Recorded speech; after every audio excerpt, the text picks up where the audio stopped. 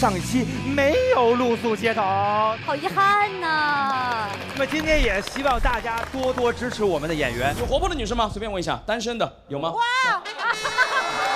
你好，你单身多久了？2年了。没关系，你这个状态可以单身第3年的。这段子在网上，然后弹幕飘过，只有我一个人觉得不好笑吗？我说废话，你觉得别人的哈哈哈都是什么？是疑问句吗？别人在闹得我脑壳发昏。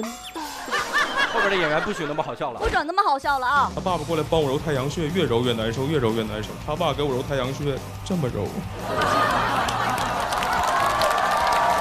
太有心情在我死前把我那些钱花了。病床到卫生间5米远，我雇10个护工把我的尿壶传过去。我们小区楼下有人办白事儿，烧纸，我感觉烧那个数量能把人赎回来。到后半夜那个火腾一冒，老头走回来了。我回来了。我前段时间把《星汉灿烂》我又再看了一遍，其实你总能发现几个已经睡着了的大哥们，头盔也是歪的，然后拿着刀。本节目由拍照就能赚，拍得多赚得多的闲鱼独家冠名播出。自适应喜临门呼呼任性睡。本节目由喜临门呼呼联合赞助播出。本节目由长康100%纯粹、长康100%对味的长康纯芝麻油赞助播出。连接你的热爱。本节目由大麦演出联合出品，买票上大麦。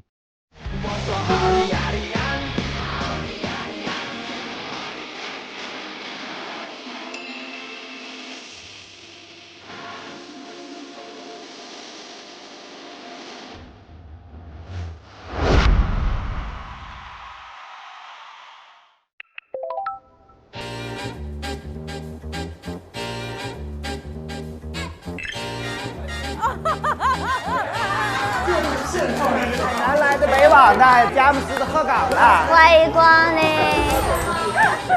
放心，老师放心，我已帮你保护好你那儿。哎呦，没事没事没事，吓着了。老师真放心。我放心，我放心。你的刀太凉了。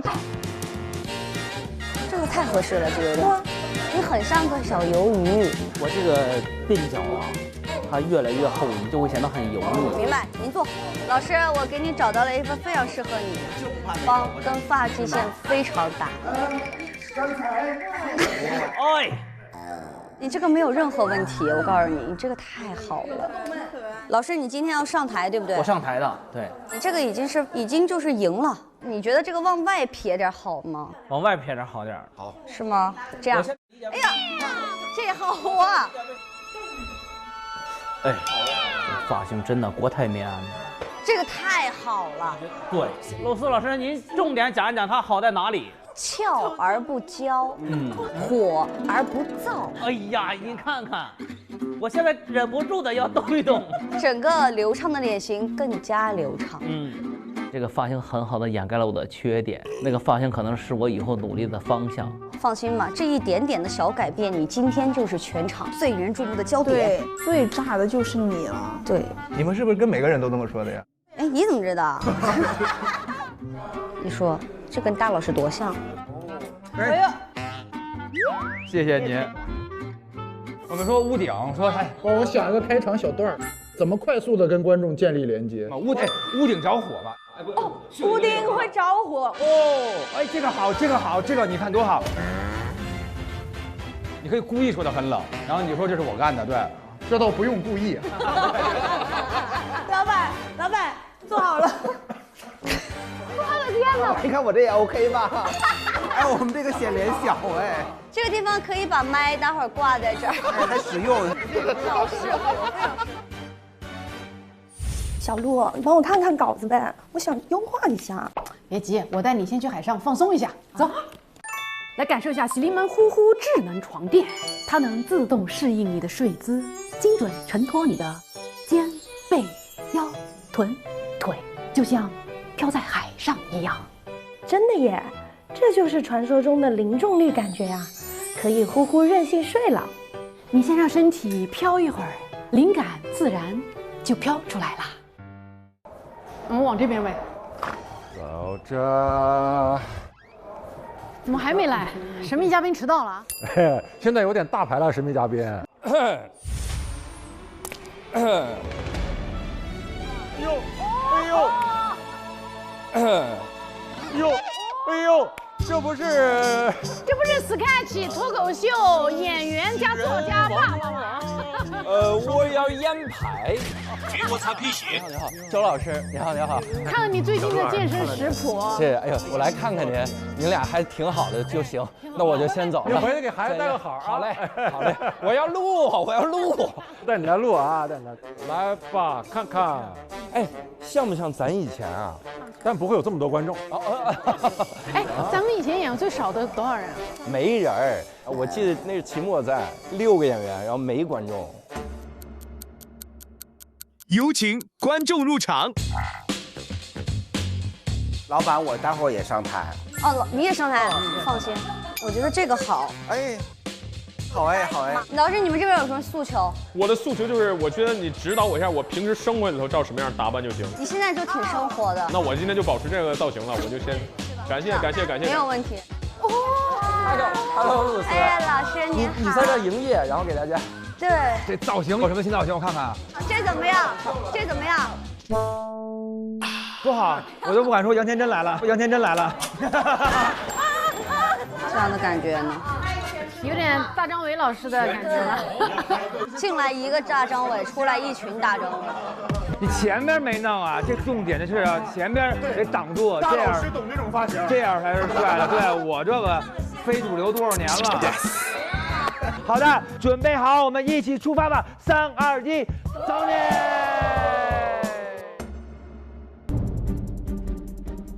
大张伟。你们好，我是今天的热场演员叫包凯，欢迎你们来到我们的演出现场，欢迎朋友们。我真心实意的把他们交给你们了，好不好？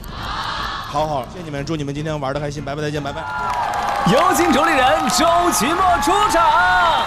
这儿呢，是。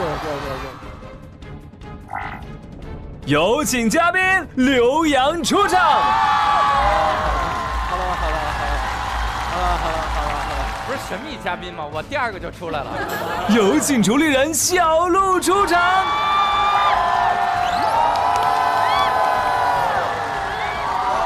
让我们掌声欢迎大老师露丝带来的开场秀表演。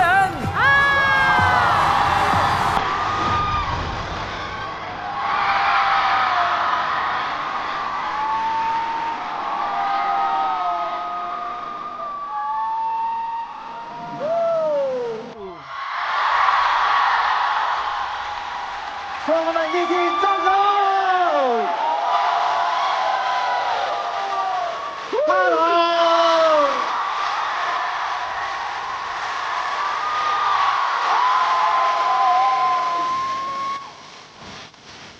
我不上期，我不上期，等我下的东西都不这儿，当然我没关系。你坐在老头上，造成厉害就不见。我上期要不上这边很多情着急，我爱自己，要爱自己，我要爱我自己。这个世界美得要命，一生就学感情，远不仔细。我说好的呀的呀。好的呀的呀，这个好的呀的呀，好的呀的呀，是好的呀的呀，好的呀的呀，从你来找一起，只要我在乎，就没人能够伤害我。只要我不在乎，就没什么能伤害我。只要我不在乎，就没人能够伤害我。只要我不在乎，就没人能够伤害我。只要我不在乎，就没人能够伤害我。只要我不在乎，就没什么能伤害我。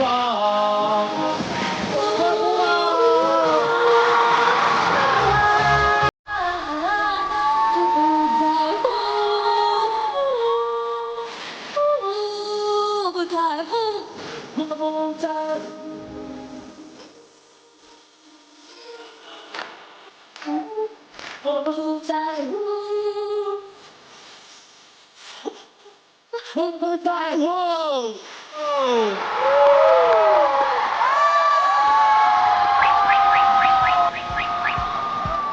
我不知道你有没有这种感觉？刚刚他们3个一起蹦，哎呦，我眼泪要出来了。各位好，各位好，大家好。是的，欢迎各位朋友们来到我们全世界最可爱的脱口秀爆笑现场，不好笑就露宿街头。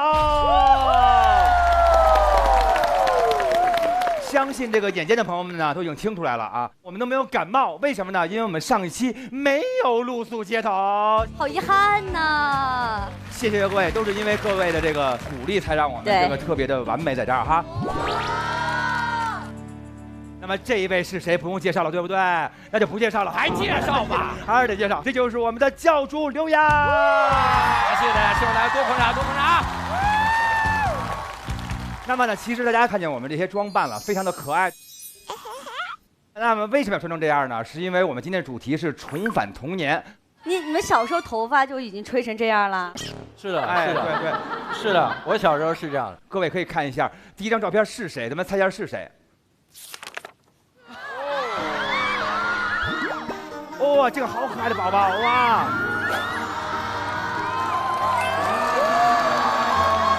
好美。陆姐，陆姐，这是在测风向嘛？是西边的风啊。这个是截图，旁边还有我的同桌，我俩是摆了一个这样的。哦，等于他的这边是这样的。合体了。咱们看一看这位小姑娘小时候。哎，这大老爷们儿小时候会是什么样的啊？来看一看。哇，你看这是，小时候就当门头，这是日常穿搭，小时候睡觉啊。这小板，这小板。哎呦喂！哎，我准备了这个。露丝不信我小时候是这样，我真是这样。小时候 ，gangster。哇，真的哎。好嘞，咱们再看下一张。下一张更这太像。哎呦。这谁？这是马东老师小时候吧？这么瘦啊！大老师，您小时候那时候是正科还是副处啊？你看我当时竖着2个犄角，是不是？站在后边多开心啊！那是另外一个人哦，那不是我哦，前面那是我呀哦，我也忘了我小时候什么样了啊。旁边那是周奇墨吧？我哦，咱俩小时候一个团的啊，我们俩以前一个啊。哎，赵露思老师正好站在这儿，站在这儿，哎，你仨拍的，正合适，哎。我们今天还有一位嘉宾，就是我们翟佳宁的嘴来到了现场，掌声鼓励一下。待会儿我们要是说一些不该说的，那都是翟佳宁说的，我们怎么可能说这些话？那么，如果现场的气氛特别的爆，我们就要一起爆起来！在节目开始之前呢，跟各位说一下我们节目的整场的投票规则。我们每场演出呢都有一个目标，就是观众的好评。在单场评分4星以上，比例达到70%以上的，我们就能够解锁优酷平台提供的各种奖励。相反，没有达到70%，就要准备露宿街头。如果整季10场都特别好笑，就能够解锁2026全年的大麦全国巡演。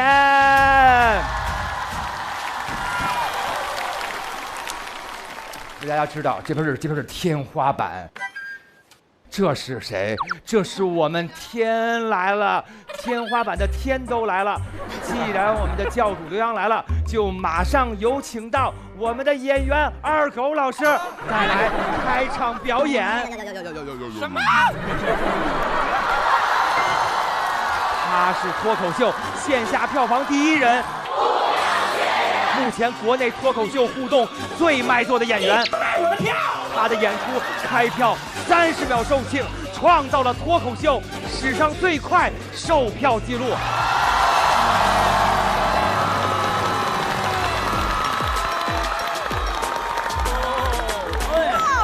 OK， 我差点跪着上台，我的天，我天。然后接下来可能是我的一些互动秀，我的互动秀跟其他不一样，我没有段子，我纯即兴互动，各位可以接受吗？可以。那互动上可能会有一点点冒犯性，可以接受吗？可以。哇，你们好热情，非常好。那 OK， 那我们要开始了。我要问一个问题：有多少人第一次是看我的演出的？可以举个手吗？第一次来。哇。还是有这么多没见过世面的观众，非常多。OK， 那接下来我要开始互动了，我要在台上还是下来 ？OK， 那就下来好不好？哎呀，我下来发现更矮了，还不如在台上呢。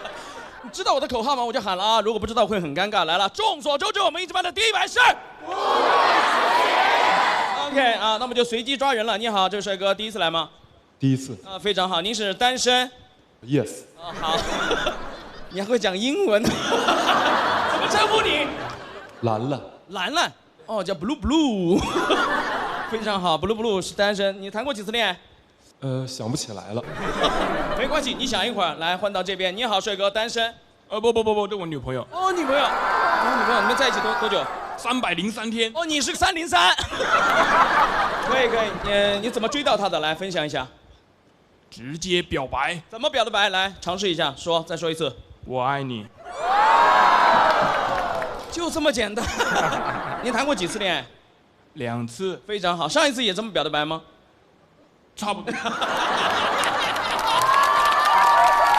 一次怎么表的白？上一次。哎，别结巴。你是喜欢上一个还是喜欢这一个？上一个是。啊，不用回答。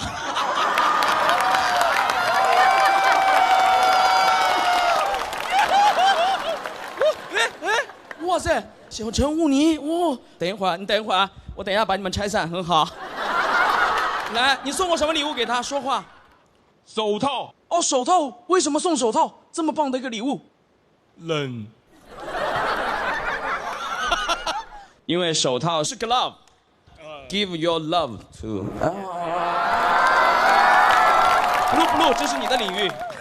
Your English so good, so 。你喜欢什么样的女生？活泼一点的还是安静一点的？说。都可以。哦，很好。有活泼的女生吗？随便问一下，单身的有吗？哇！哎，你好，这位小姐，嗨。很好，你好，你单身多久了？2年了。2年了，没关系，你这个状态可以单身第3年的。OK， 你活泼。啊，对。那这种帅哥类型会喜欢吗？很好，那互相问一个问题，来，你有什么问题想问他的？请问。说话。就不问他什么星座？属什么？属什么？你是个老年人吗？很好，你什么星座？双鱼座。双鱼座是一个什么样的性格？你说。没想到互动到你，对吧？双鱼座什么样的性格？我。你是什么星座？我是白羊。你是白羊，他是什么星座？天蝎。你们俩是绝配吗？不是。非常好，所以你喜欢这个男生吗？虽然你没有看见他。看后脑勺，感觉长得帅。看后脑勺长得还可以，他身高很高，你大概多高？182。你站一下。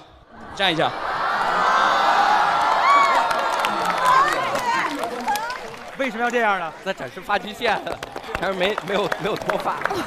发际线。来，你替他问一个问题：如果你再次谈恋爱的话，你会问那个女生什么问题？你会跟我。所以你真的想再次谈恋爱？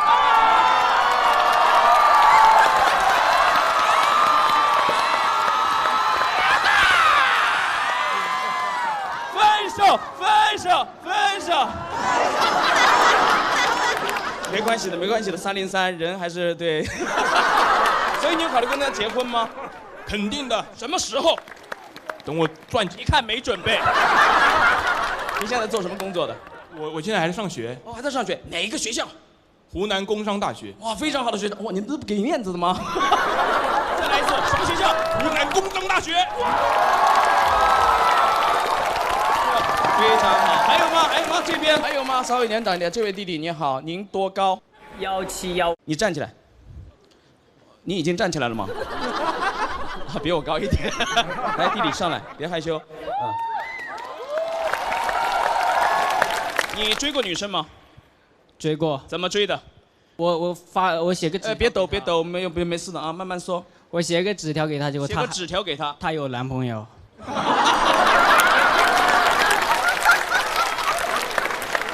你写了什么内容给他？关注你很久了，可以认识一下吗？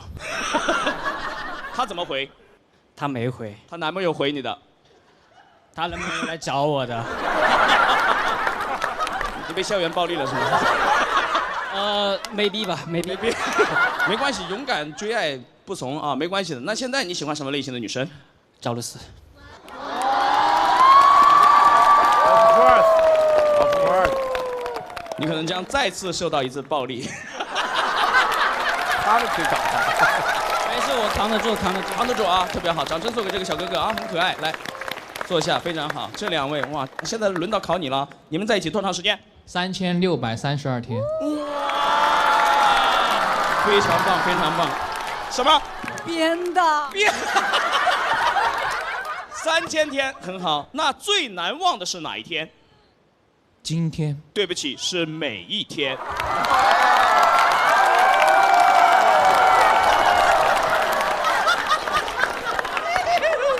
很好，所以你最喜欢他什么？说他3个优点，预备开始。可爱、善良、美丽。没有内涵，非常好。来，你夸奖他，来，内涵，只有内涵。反应真快呀！这个拉满了，这个。很好，所以你们2个是结婚了的状态还是没有？结婚了。那你有送过什么比较难忘的礼物给他吗？有。好，跟你互动特别的开心。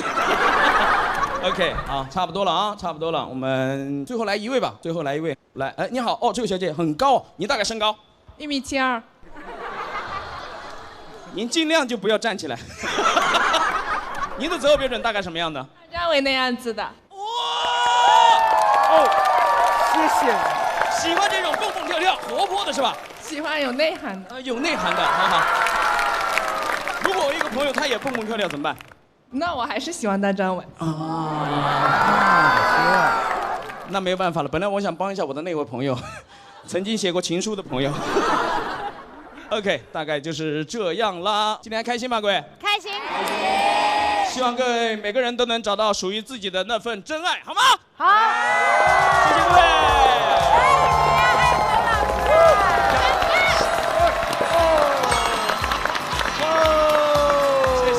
谢谢，哇，太棒！哇，二狗在台上这么多跟人口普查一样，在那里聊来聊去的。我感觉太厉害了，就是一下子整个场子特别热，特别热。对，而且拆散了不少。聊来聊去的，二狗想问你个问题。你问。脖子都去哪儿了？你会出很多表情包。因为你一抬手的时候脖子就进去了，一抬手脖子就进去了。其实我有个外号叫龟丞相，太可爱了。我们其实没有在线下看过二狗，但是一直都知道二狗是线下互动非常厉害，而且他线下互动都是那种1000人以上的专场，就是满场飞，是不是二狗？啊，他们没听懂，再说一遍，1000人以上的专场。二狗老师是为数不多的我们演员平时谈论他第一个先想到的就是票房，因为他真的好火，真的好火。每个演员都是他一天演这个这么多场，票价多少钱，然后每个演员都在算，哎呦，我离他还差多少。不敢，我的票房只有303。二狗，我们之前合作过，也是专场的时候，二狗我有帮刘洋老师主持过专场。对，当时为什么不相亲？他们开发出这个技能。对，那场之后他就开始到处给人相亲。感谢二狗啦，谢谢你的表演。谢谢各位。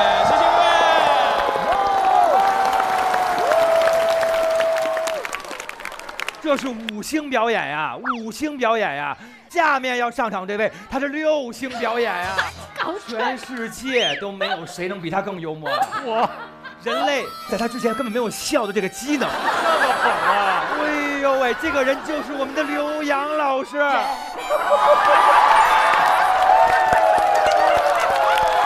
教主，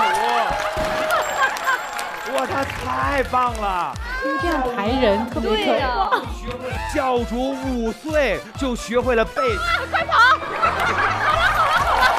以了，教主麦关了。压力太大。哎，谢谢。很难在一个相亲的场子里面，然后来正经的讲段子。我天，要不我也相亲吧？如果再给你一次，他真的要死了，太可怕。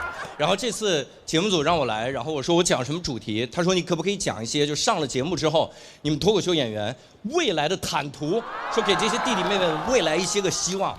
那就给大家介绍一下，是这样的，这2年因为参加了这个一些个综艺，然后也是能接到一些个影视剧了哈。然后前2年演了一个男1号，牛只能吹到这儿了，演一个脱口秀演员。哎，我去之前真的很轻敌，我去之前我在想脱口秀演员我去演，那我根本什么都不用准备。当时那场戏是我要在一个酒吧里给80个群演讲段子。我说那天呢，我就直接上去讲段子。群演听过这么好笑的段子吗？啊，那群演不得笑死几个啊！太轻松，我天，各位，我真轻敌了。那场演出是这样的，各位，我先给你介绍一下，那场戏是演一个我的角色通过那场演出发现自己有说脱口秀的天赋。我演完那场之后，我这个演员发现我没有说脱口秀的天赋。哎，各位，我们这行，大家线下演久了之后是有阅读剧场的能力的。比如说你进到一个剧场，大家都很嗨，我的潜意识就会告诉我讲快点。如果大家都很沉闷，我的潜意识就会告诉我讲慢点。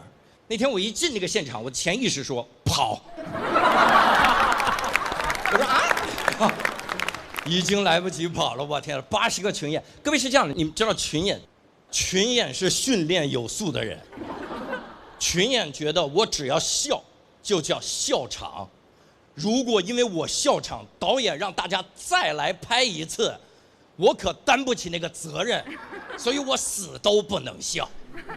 他死都不能笑，我差点就死在那儿，太可怕！你见过80个人同时开震动的模式吗？我今天讲段子，群演在那，有一个群演已经不行了，我说大哥想尿就去尿吧，大哥。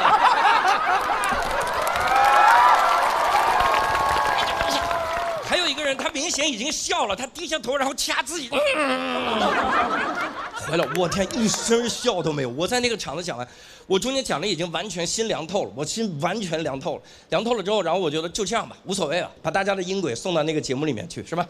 配后期的笑声就可以。然后我就下来了，我说谢谢大家，我说刘洋，我就下场。各位发现问题了吗？我在那个戏里的角色叫郑浩。刘洋是谁呀？上台的时候，大家好，我是郑浩，然后一下台，谢谢大家，我是刘洋，在那表演大变活人呢我。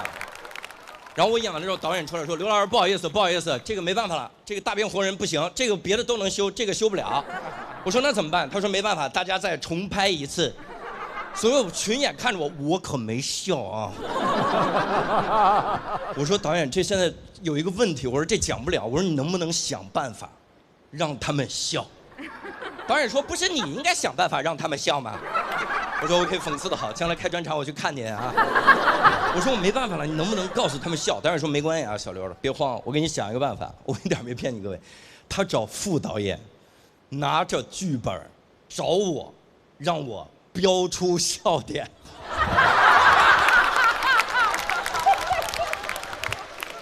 我讲了10年单口喜剧，我没有受过这种羞辱。我以前在网上我多狂啊我那段子传到网上来一个我怼一个，谁说不好笑我都怼谁。我那段子在网上，然后弹幕飘过，哈哈哈哈哈哈，笑死我了，笑死我了。然后一个弹幕，只有我一个人觉得不好笑吗？我说废话，你看不出来只有你一个人觉得不好笑吗？你觉得别人的哈哈哈都是什么？是疑问句吗？别人在那哈哈哈。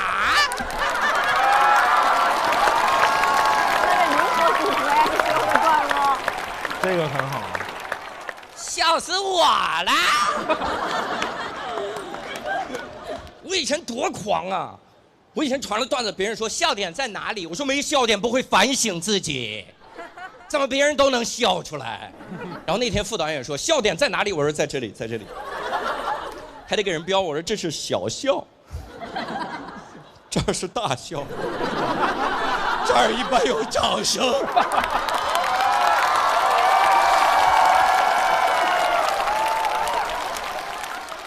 然后我一点没骗你。那个副导演这样，他说刘老师交给我，我站在那儿讲，他站在我的旁边，拿着剧本指挥群演笑。那场戏如果你去看的话，你以为我是在给80个斜眼讲段子，没有人看，我全都在看他。说真神奇，80个观众同时落枕啊！但不得不说，群演的笑比各位牛多了。各位只会一种笑，叫自然而然的废话，哈哈哈。那本来你要怎么叫？还有，各位只会一种程度的笑，各位就只会自然而然的笑。这段子到哪儿我就笑到哪儿。群演不一样，群演的笑有层次。然后那副导演在旁边告诉他们，一点没骗你，他是这样。这是小笑，这是大笑，这是波澜起伏的笑。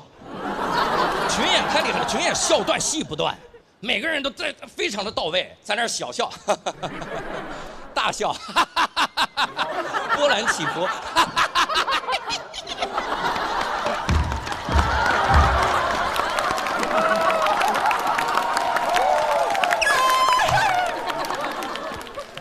那天演完，外面8度，我蹲在外边取暖。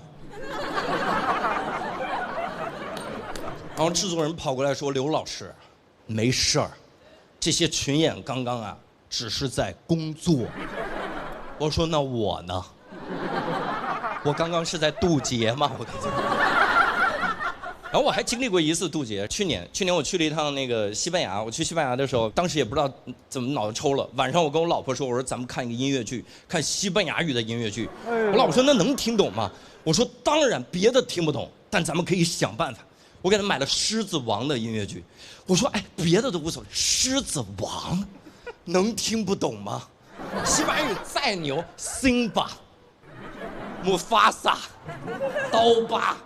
哈库纳马塔塔，我说这不就能听懂？这就是我那天听懂的唯一的4个词。整场我看到那个故事梗概就是辛巴格拉巴蒂诺格拉巴巴贝蒂诺拉巴姆法萨。好气，活太多了。姆法萨奎萨布里蒂马格拉巴巴比马刀疤，达巴格拉巴比达格拉巴巴基布拉巴哈库纳马塔塔。中间还有个意大利演员，明显在抖包袱啊，他在那笑着，底下他笑的都不行了。有个小偷正偷老大爷都停下来笑一会儿，已经笑的不行了。我都被冒犯了，那是我人生第一次被冒犯，我都差点站起来说：“只有我一个人觉得不好笑吗？”谢谢大家，我是梁教授，谢谢大家。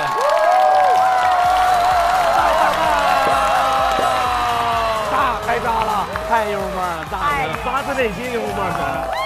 厉害厉害厉害！刘洋，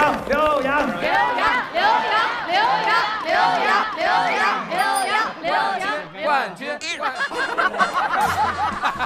这冠军亲口认的冠军。哎，露丝，你拍戏的时候也碰见过这样的状况吗？挺多的。其实我们经常会去看我以前拍的古装的一些就是画面，其实你总能发现几个已经睡着了的大哥们。在哪儿？就是总会有那种情节，就是女主被围困了，然后会有很多士兵拿着刀就会这样，然后这时候睡着啊。旁边有一大爷在那儿，不可能的，远处大爷嘛，远大爷，就是远一大爷。这声音太大了，这可能不是睡着了，这有点危险了。大爷是个桌板在那儿呢，放刀用的啊。仔细看，因为我前段时间把《星汉灿烂》我又才看了一遍。然后呢，我就看到里面好多睡着的大哥大姐，好多，那个头盔也是歪的，然后拿着刀。你认真看，我这次就是专门我没明白，一堆大爷这样，这不丧尸片吗？就是一个。那也不是全部里面总会有几个大哥，或者就是那种想笑场，但是被拍进去了，就是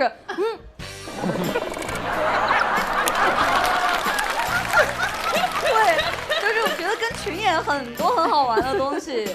其实我们有时候很害怕对上眼神。你跟大爷对眼神啊？大爷，不要轻易爱上我。那肯定会笑，这是什么大爷？哎呀。这个周奇墨先生啊，你知道上期你没来，是可惜了啊。但是不可惜的在哪儿呢？周老师啊放了一段视频，是跟您一起 sexy 共舞的。来，咱们看一下这个视频，来看一下。是你们俩吧？是你们俩吧？是你们俩吧？哦，那个黑色衣服的是教主，那是你啊？对，这是我吗？对啊。哇塞！我昨天以为黑色衣服的才是周老师。不能！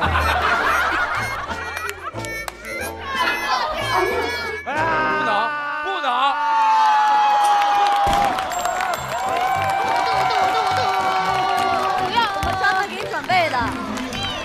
你上一期没来，你当时放了个音乐，周老师在这个杆儿那儿开始翩翩起舞。他自个儿也唱，你自个儿也唱吧。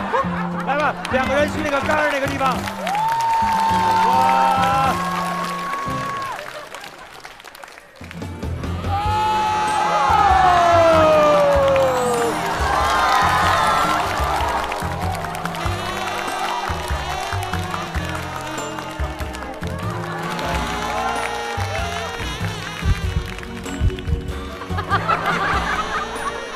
周老板，周老板，周老板，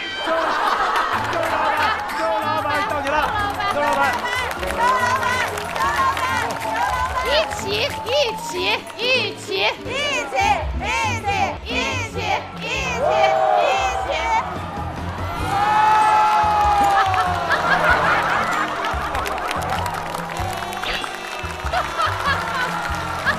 这给钱真干活啊！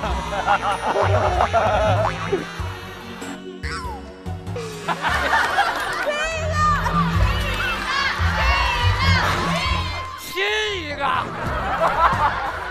花多少钱呀？亲一个，会不会把我的那个脱口秀剪了，就放这段是吧？谢谢您了，好嘞啊！这都累差不多了。然后呢，大家知道，其实我们这个周奇墨，还有那个教主，还有小鹿，然后当时你们就是一起创业的，对吧？当时，哎，你们有4个人。你要聊这个话题，没必要先跳那个舞。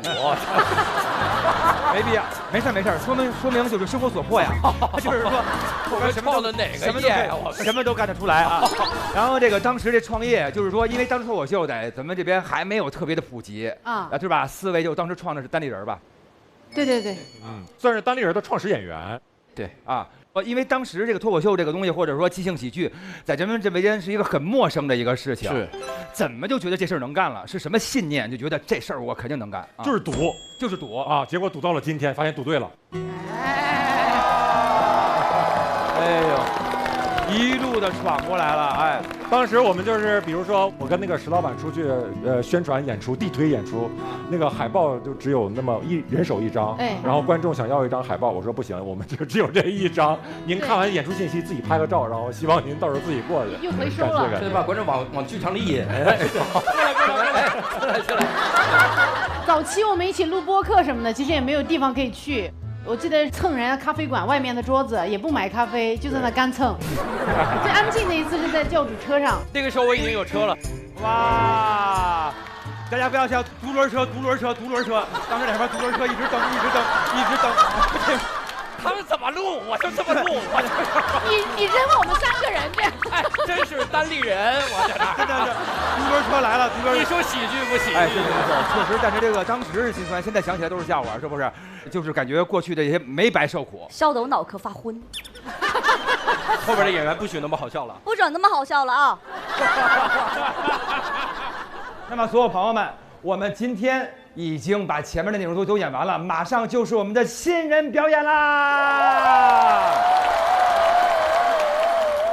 哎，演那么炸干啥呀？我上场之前，我是有一点担心自己接不住。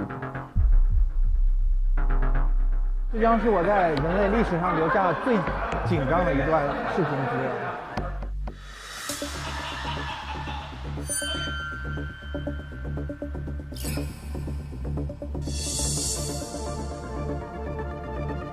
我还得上厕所，我还得上厕所。我又想上厕所了，有人还跟我一起去吗？你就是紧张，你完全不想上厕所。能尿出来？有人去吗？那也没有必要去，你右边一泡尿去炸场。我还想再去一次呢，应该来得及吧？那么我们第一个登场的这一位就是我们的大龄未婚中年男性，他是我们的刘三变。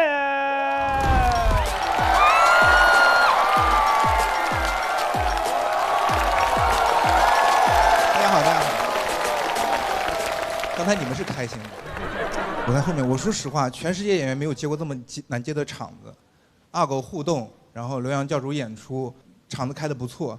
我本来以为接他俩就很难了，还要接一段热舞。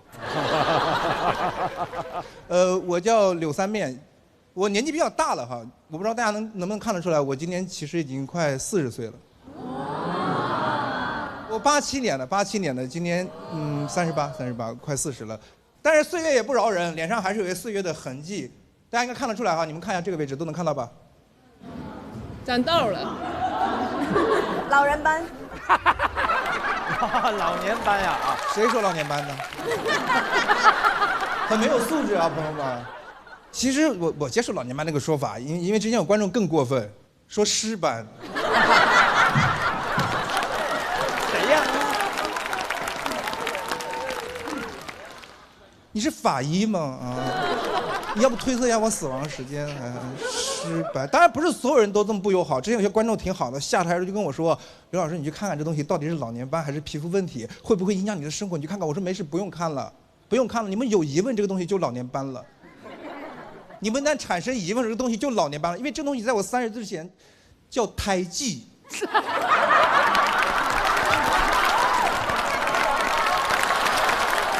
也就这2年才叫老年斑的。再过2年可能真就是尸斑，我努力啊。年纪大了没有结婚，面临很大的催婚压力。但是其实我觉得我妈压力也很大，因为她催了我10多年了，20年了，她没有什么好的话了，现在已经开始胡言乱语了，我已经听不懂了。有一年过年回家，我妈老远看到我，问我：“哎，怎么自己回来了？老婆孩子呢？”我说妈，咱们娘俩这关系，我结婚应该会通知你吧？我没结婚妈，我哪来老婆孩子？他说哦，哎，没结婚呀。哎呦没，你还知道没结婚？你不结婚不生孩子，挣那么多钱有什么用？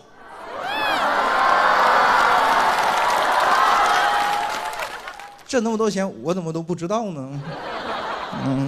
挣钱有用就花呗，自己挣钱自己花是很快乐的事情，对吧？我觉得啊，生孩子的理由可能有很多个，比如说你觉得孩子很可爱，你想要有可爱的宝宝，或者你跟你的爱人，你们感情很好，你们想要有个爱情的结晶，或者你觉得高铁上其他小朋友很吵，你想生一个吵别人，对吧？报复一下，这些可能都是生孩子理由，但肯定没有一个理由是一个人躺在家里床上唉声叹气的说：“哎呀妈呀，我挣这么多钱，怎么花呀？”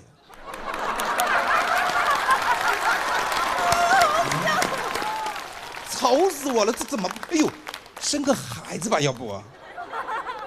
毛病，不生孩子挣那么多钱有什么用？传到我耳朵里面，我听到的第一个意思就是生孩子养孩子要花钱，对吧？现在很多年轻人不愿意生孩子，就是养孩子太费钱了。我说实话，坦率的说，我快40岁没有孩子，我也越活越自辛苦挣的钱给别人花，我舍不得，哪怕是我的孩子。有人跟我说，你有这种想法是因为你没有孩子。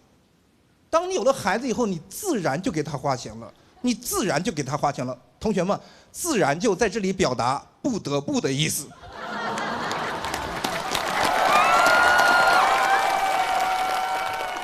当你有了孩子以后，你不得不把你的时间、你的精力、你的钱都花在他身上，那是自然就吗？扪心自问，那是自然就吗？自然就是非常主动、非常快乐的，对吧？我很少见到家长给孩子花钱是非常快乐的。我从来没在商场玩具店看到哪个家长兴高采烈给孩子买玩具，孩子们哭着喊着说不能再买了，我玩不过来了，家里还有没拆的。不生孩子挣那么多钱有什么用？还有一个潜台词，我妈有天看电视看到梁朝伟，大家知道梁朝伟是没有孩子，对吧？我妈指着电视说：“你看看，他这么大年纪没有孩子，挣那么多钱有什么用？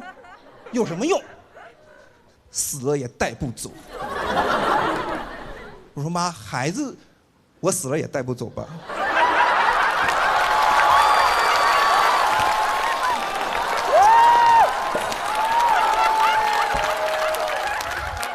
你不是想把我带走吧？你要这么想，你跟我说呀，我准备。其实我也做了点准备，我都长尸斑了嘛。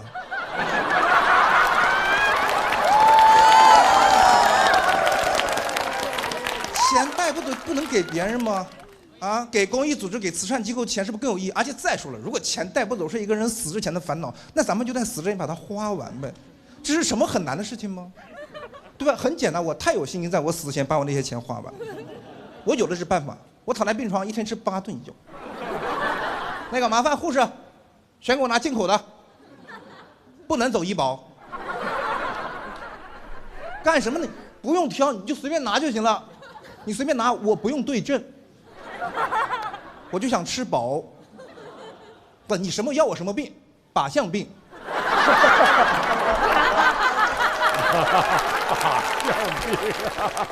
我那个病床到卫生间就5米远，病床到卫生间5米远，我雇10个护工，把我的尿壶传过去。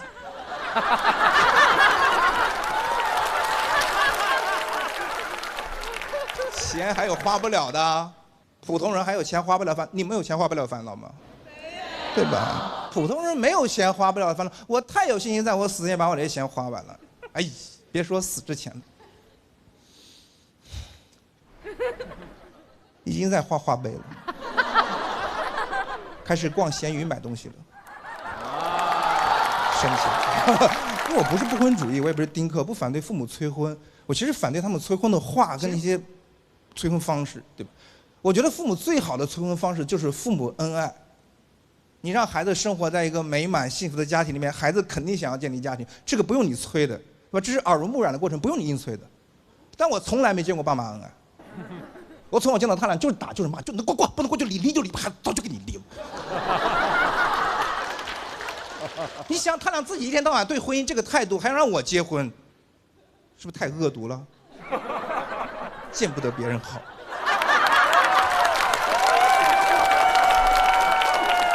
自己深陷泥潭，非要帮我往里拉，多恶毒呀，朋友们，多恶毒啊！我上次看到这么恶毒的案例，还是美食 APP 一个差评，说很难吃，已推荐给同事。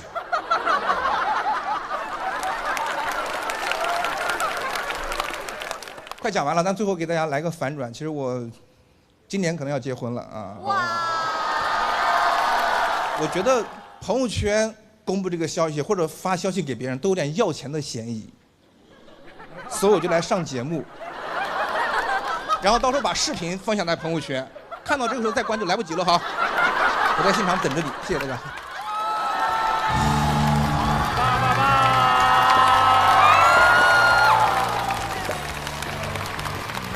给我们的新人啊多一些鼓励。三面今天这个演出旗开得胜啊，是吧？完全接住了这些人的场子啊！因为我感觉柳三变他的难得之处就在于他的段子有递进，他是抽丝剥笋、层层递进，他不是说只是简单的催婚的事儿的罗列，对，否则那个很容易俗套嘛。对，所以柳三变的文本你一看就是非常严丝合缝，文本能力非常强，是，节奏都特别好。谢谢。我们柳三变是微博大 V， 我能听听有多微吗？有300多万粉丝。但是发一条微博就2条评论，很真实了，真爱粉了，那都是。你走的时候都能一起带上。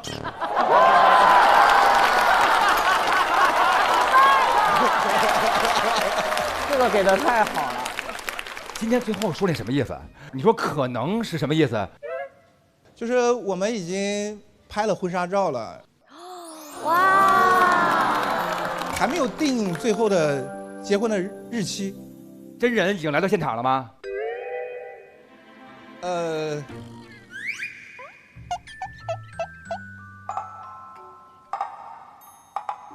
你们安排了是吗？哎，他看我们安排，这得我们安排吗？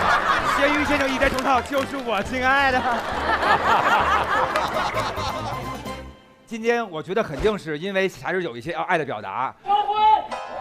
求婚吧！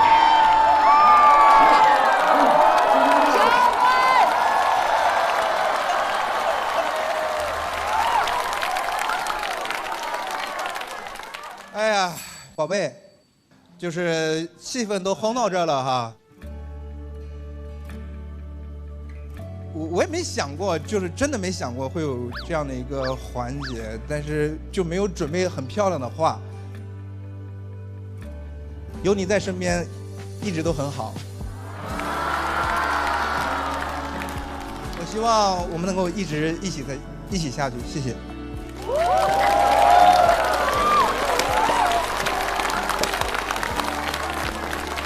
好感人啊！看别人结婚每次都很感人。哭了，好感人啊！衷心的祝福你，百年好合。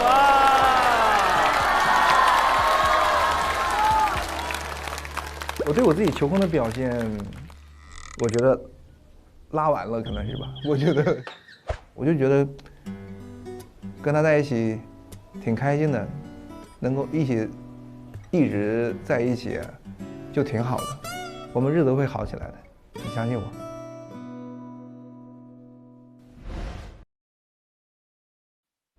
你好，可以给你拍张照吗？哎呀，街拍呀！嘿，你看咱出门也没捯饬，哎呀，下不为例，下不为例呀！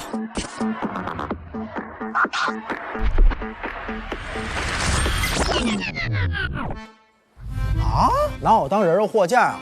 咔咔一顿拍，咸鱼还能拍出钱来？上咸鱼，想要赚钱你就拍拍拍拍拍拍。我衣服呢？钱你就拍拍拍拍拍拍，潮流配饰都能拍，顺其拿走也能拍。上咸鱼赚一笔，拍得多，赚得多。别把我给卖掉了，退单。干啥都先上咸鱼。本节目由神奇的咸鱼独家冠名播出，自适应喜临门呼呼任性睡。本节目由喜临门呼呼联合赞助播出。本节目由长康100%纯粹、长康100%对味的长康纯芝麻油赞助播出。那么马上有请到咱们第2位新人演员，他就是我们的大鹏。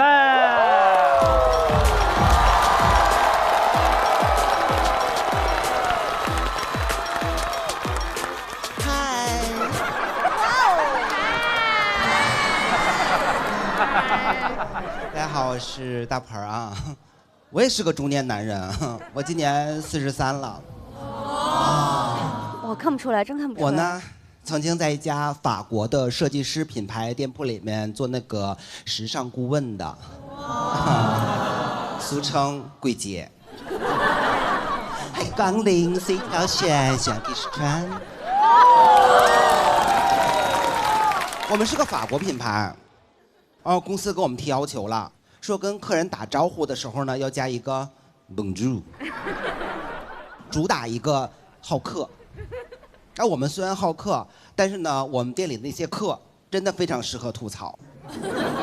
之前就来了这么一位，进店里呢也不说话，上来就点单，这个，还有这个。哇！当时我们所有同事都冲过来了，来大单了，可得好好伺候啊。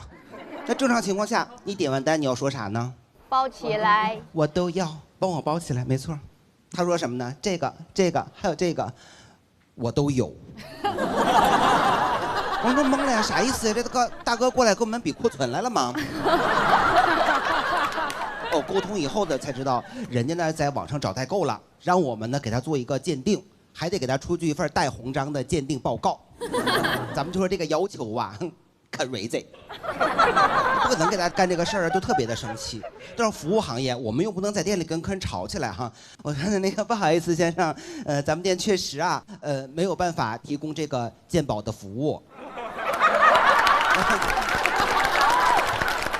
您这边有需求啊，建议您找那个什么庭泉鉴宝啊，你找那边老师给你看看吧，看得好了呢，人还得开门。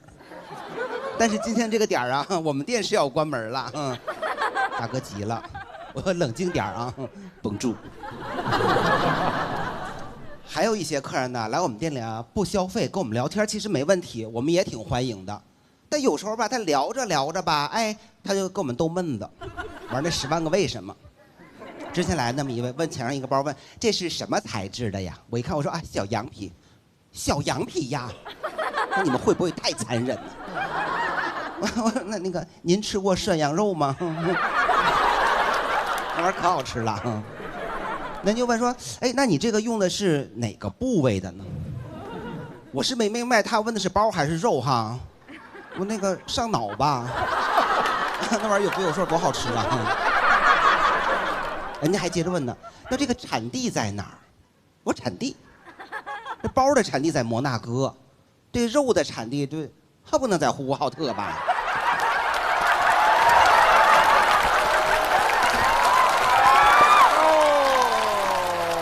人家还能跟你接着往下聊呢。哎，那你倒是说说看，这个摩纳哥跟那个摩洛哥有什么不一样啊？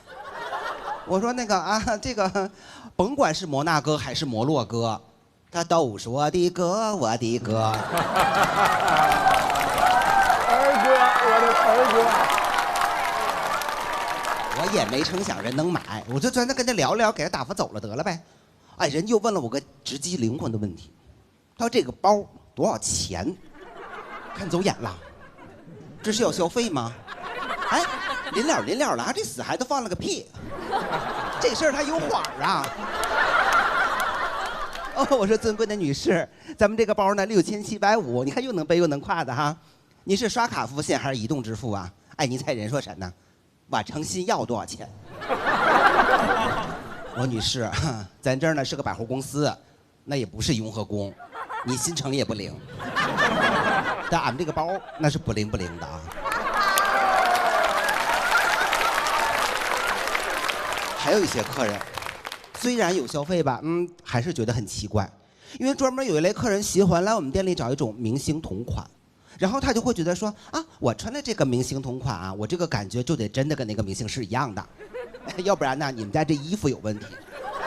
这次来这个一进门说要找易烊千玺同款卫衣，给他拿了套上身试，他你是不是拿错了呀？这看着也不一样啊，你看这哪儿不一样的？除了衣服以外哪儿都不一样呗。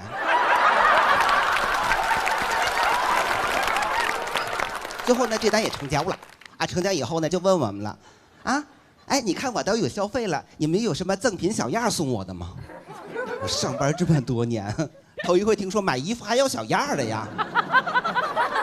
哎，你说这个肚脐眼又放了个屁，他是怎么想的呢？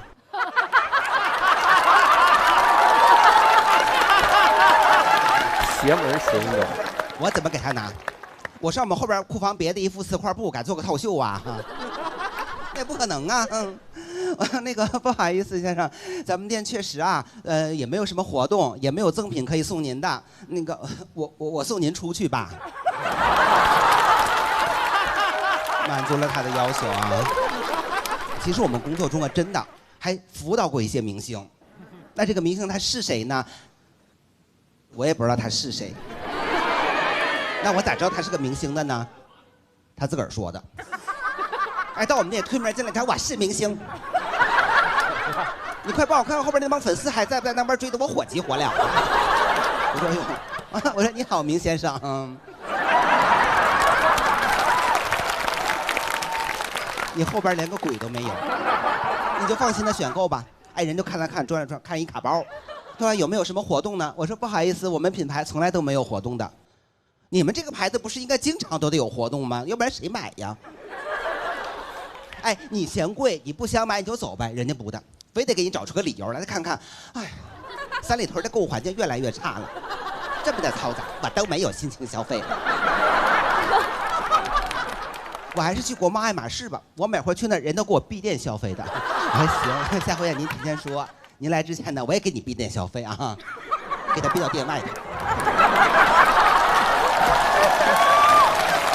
现在呢，我也不在这个行业做了，因为呢，我光会闭店，我不会闭嘴。谢谢大家，我是大鹏。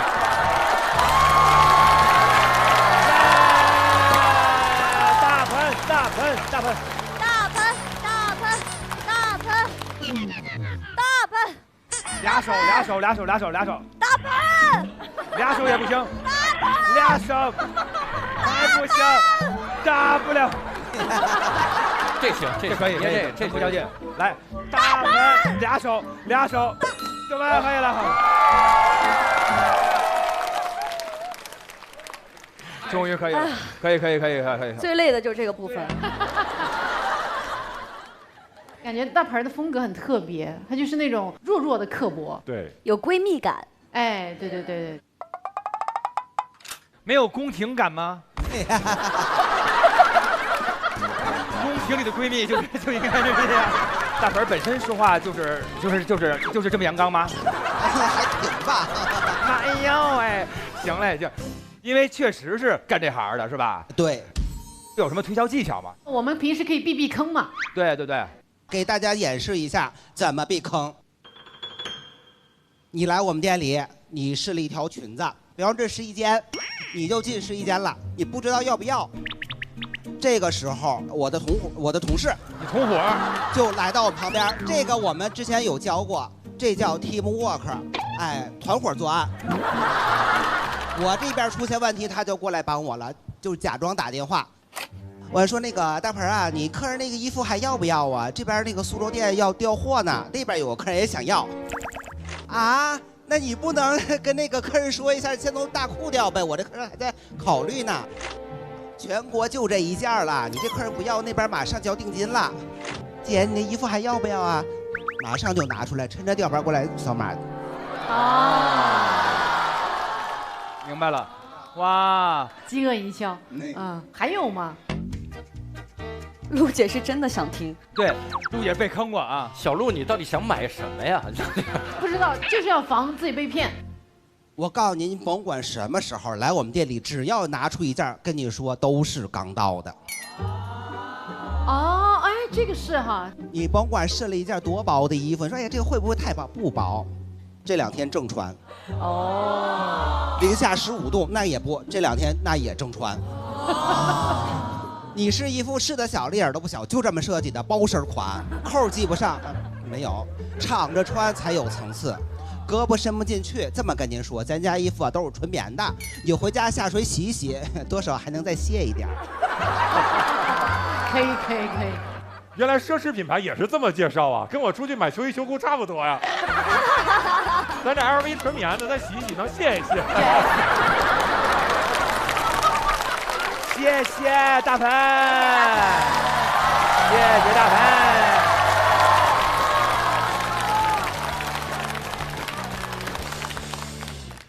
刚讲完之后，比没讲之前要放松很多。我就是一个非常大的心理活动，我就一直回想小鹿给我发的那个信息。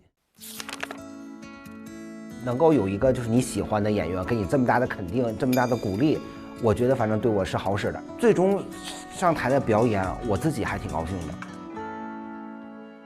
那么下面一位，他非常擅长用眼神杀人，这一位就是我们的